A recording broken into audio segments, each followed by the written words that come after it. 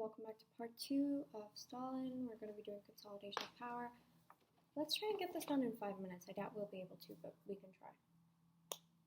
Okay, so in the last video we went over the rise to power, how Stalin overcame his opposition, some of the roles he held, so on and so forth. So let's start from 1928, which is effectively when Stalin comes into power. Now, of course, before this he introduces a few reforms, which we're also going to be discussing. Okay, well, let's start with some of his economic policies. Sorry, I just get really tired talking so much. Okay, so economic policies. So one of the biggest policies that Stalin introduced, by far the most far-reaching, was collectivization, which was basically the setting up of these communal farms, which were meant to squeeze the capitalist elements out of the land, basically to create these large collective farms, which would nationalize the agriculture industry and put everything under government control. A very socialist idea. So Stalin sets up these large communes. He hopes to use the peasant force to be able to sell the surplus grain abroad and make a lot of money to help fund modernization, industrialization. However, it was not received well, with over 30,000 arsons and 177 to 299 disturbances a few months after the policy came into effect. There was also the rise of dekulakization. Dekulakization is basically a Stalinist myth which assigned a group of kulaks, or really wealthy peasants, who were hoarding grain, when really they were just the peasants that were working harder. They were looted, robbed, imprisoned. The people in the village would often just vent out their anger on them. So they were sort of like scapegoats for Stalin to blame the failures of collectivization on. So collectivization, more than 1/4 of agricultural cultivated land was collectivized by 1932, and the number of the amount of land that was collectivized went from 20% in 1930 to 100% in 1941. Wow, big leap.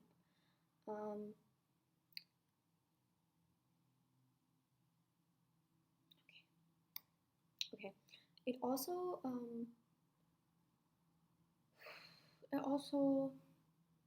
what else did it do?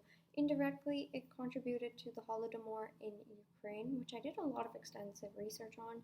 It was practically a genocide of Ukrainian people, and it was really underrepresented in the media.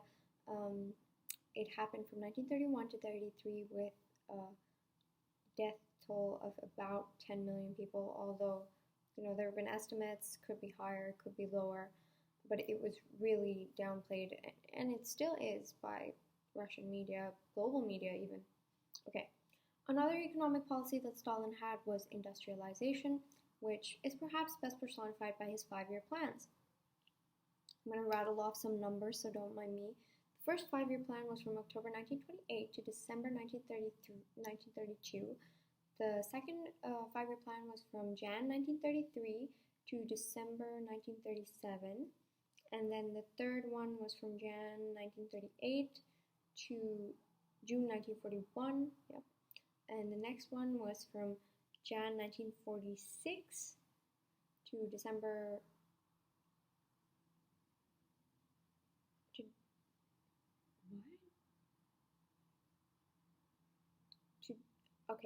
from Jan 1946 to December 1950, and the last one was from Jan 1951 to December 1956, right? 55. Intense. Okay. So the first 5-year plan, it had really big quotas that were hard to meet, and a lot of figures ended up being muddled. Officials would just lie about the figures, so they weren't very accurate representations of what the outcome production levels really were. However, Stalin sees these and he's like, great, let's readjust the second plan So the quotas are made even higher, and when they're unable to meet that, they need to lower them. With the second and third 5-year plans, there was a lot of overproduction, lack of coordination, and not a lot of attention to light engineering, which was basically, very niche, specialist things that other nations were already working on. So that was holding the economy back, right? Stalin believed that they needed to up production of coal, steel, and oil, which were the sinews of war, in his words. Okay, now, time out. Oh my god. Probably need water before I start doing this. Okay, let's talk about the Purges, because this is a pretty big aspect of Stalin's regime. And we're not really going to get into foreign policy because that kind of ties into Cold War, and I would rather do it that way. Okay, so the Purges happened under the NKVD, which was a combination of the civil police, the border security guard, and the border security and the labor camp guard. Between 1933 and 34, they all answered to Stalin. The Purges were essentially a purge of the party, the people, anyone that stood as an opposition to Stalin, really.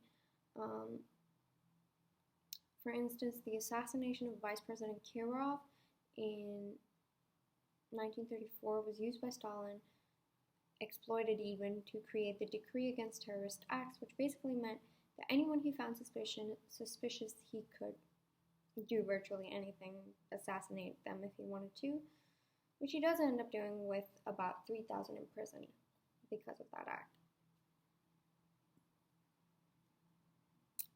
And there was another aspect of the Purges, obviously the gulags. They were like concentration camps where a lot of people were held. They were used to enforce subordination to the economic policies, to social policies, basically to Stalin's regime.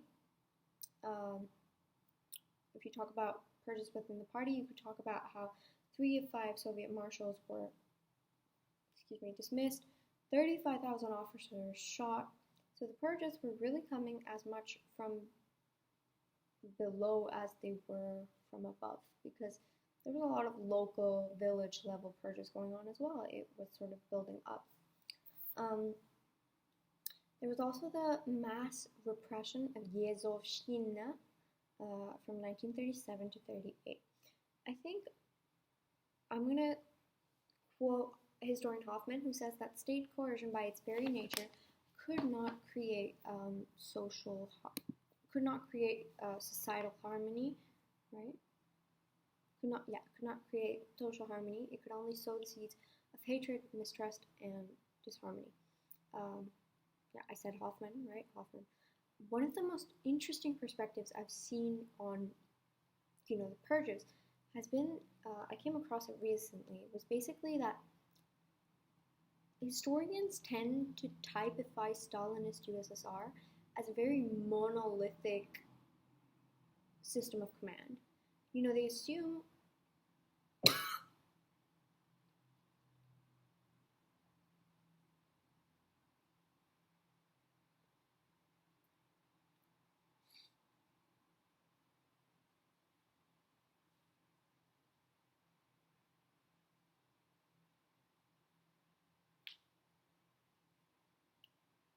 okay, sorry. So they assume it's a very monolithic system when really it wasn't. So the purges weren't exactly, dominated by Stalin. He didn't control the idea of purges or what was happening, because at some level you can't control extreme, cases of violence. You'd have to consider that there was a lot of local level contribution for it. The police were joining in, the peasants were joining in. So really, it wasn't just like Stalin orchestrating the whole thing. It happened at very different levels, to some degree, even out of Stalin's control, right? Okay, sorry. Yeah, my throat is just. Right, let's talk about some of his domestic policies. Let's start with the arts. Let's talk about literature. When we talk about literature, we talk about, I think one of the most benchmark things for me is Pasternak's Dr. Zhivago, which was banned under Stalin and continued to be banned all the way under Khrushchev in like the 1960s. It's pretty insane.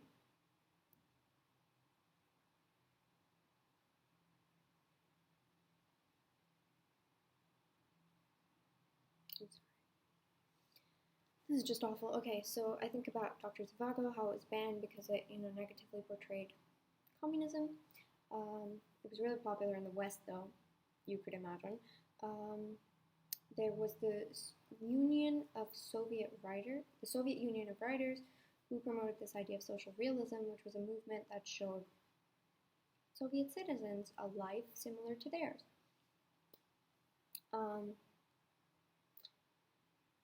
Then we can talk about poet Osip Mandelstam, who recited this piece of poetry that offended Stalin, and he was sent to the gulags for 4 years. And he died in, I think, 1938. I think one of my favorite quotes of his was that only in Russia is poetry taken seriously, so seriously that men are killed for it, and he quite literally was. Right, okay.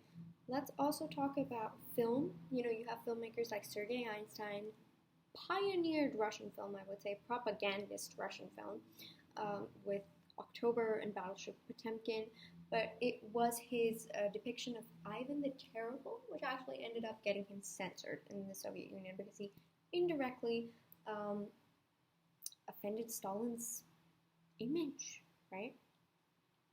The legacy of the Soviet Union. Then let's talk about plays. You have Meyerhold, who liked this idea of total theater, but he was censored from it, and he ended up being in prison. 10 out of 19 ballet recitals and plays were withdrawn.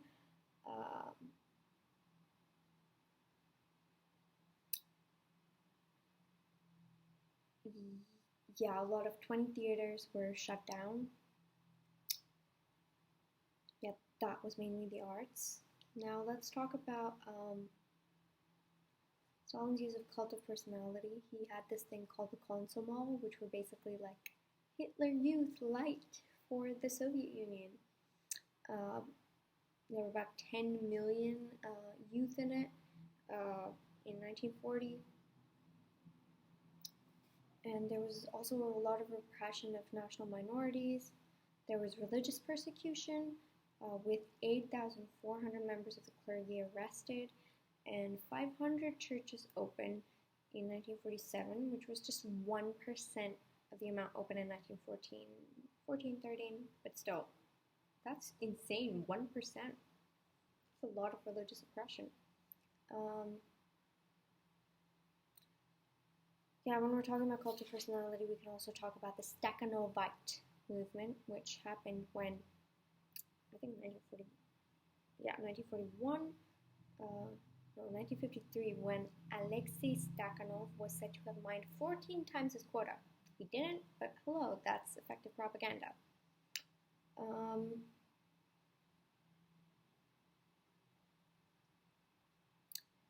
Okay, let's talk about education.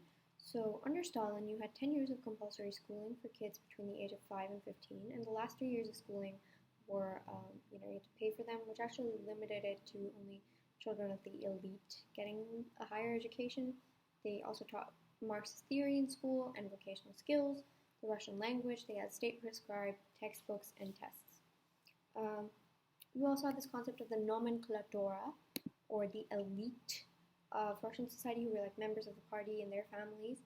And Mandelstam from Before the Poet has a, again, beautiful quote on it. He says that a thin layer of people came into being with packets, and these packets meant like villas, cars, benefits. I feel like there's insects all over me. There aren't, but I'm just a bit paranoid. Okay.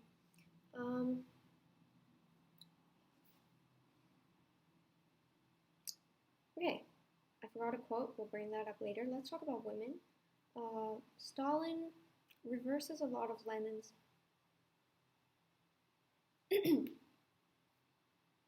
progressiveness because he bans abortion and divorce because divorce rates rose to 2 divorces per 1 marriage. Sorry, 1 divorce per 2 marriages. Sorry, that just flipped. Yeah, 1 divorce per 2 marriages. He also made it so that women weren't allowed in a little less invited into education, like at university, I believe. Stalin enforced family values because he believed the country was going through times of suffering. Geez, I wonder who did that. So he would sort of, so the state rewarded mothers with more than 2 children, stuff like that. Family property rights were reinstated, so now they had a reason to have kids and pass on their land to them, their wealth. Interesting facts. By 1945, women made up 50% of the workforce, and half a million women actually fought in World War I.